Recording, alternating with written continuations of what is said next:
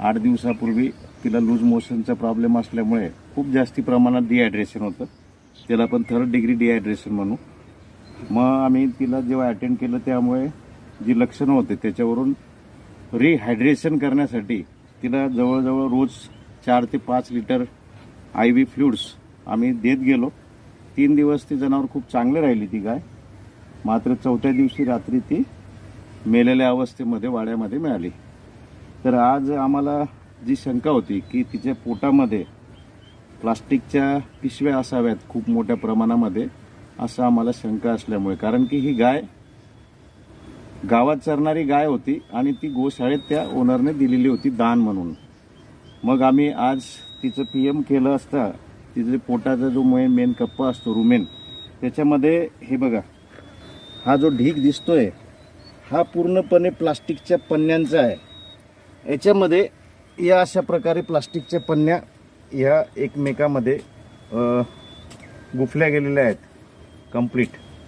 आणि हे अंदाजे जवळजवळ साधारणपणे 25 ते 30 किलोच्या आसपास प्लास्टिकच्या या पिशव्या एकत्रितपणे गुफलेल्या आहेत.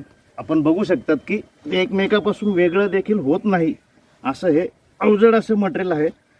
पोटाचा जवळजवळ 90 ते 95% भाग या प्लास्टिकमुळे व्यापला गेला असल्यामुळे जनावर चारा काय ते 10% जागा जी पोटाची रिकामी आहे त्याच्यामध्ये तो थोडाफार काही दिवस जगला असेल, थोडे दिवस, परंतु शेवटी या पन्न्यांनी गाईचा दुर्दैवी अंत घेतला.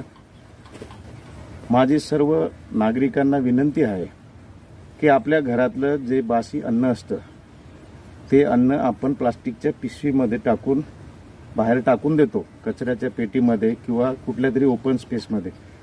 आणि मग हे फिरणारी जी जनावरं असतात ही अन्नाच्या शोधामध्ये त्या प्लास्टिकच्या पिशवीत, तिला ते स्मेलमुळे कळतं की याच्यात अन्न आहे, परंतु त्या प्लास्टिकच्या पिशवीतून ते अन्न सेपरेट करून प्लास्टिकची पिशवी बाजूला करणं काही त्याला पॉसिबल नाही होत.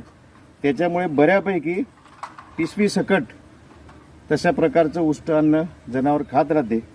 खाता खाता मग ज्यावेळेस अशी परिस्थिती निर्माण होते त्यावेळेस इंडायजेशन, ॲसिडोसिस, लूज मोशन असे प्रॉब्लेम